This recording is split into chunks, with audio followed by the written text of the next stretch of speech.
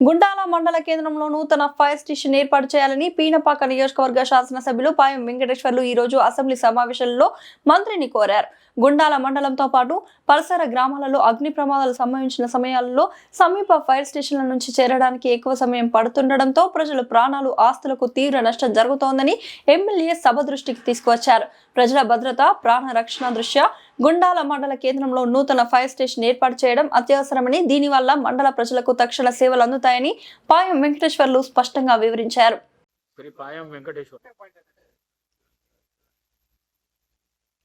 ధన్యవాదాలు అధ్యక్ష.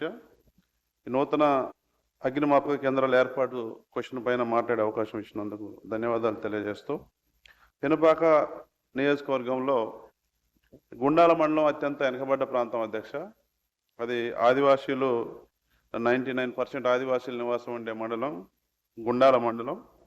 గుండాల మండల కేంద్రం నుంచి ఏదైనా ప్రమాదాలు జరిగినప్పుడు ఫైర్ ఇంజిన్ వెళ్ళాలంటే అక్కడికి ఇల్లెందులో ఉన్నటువంటి అగ్నిమాపక కేంద్రం నుంచి 60 కిలోమీటర్ల దూరం వస్తుంది.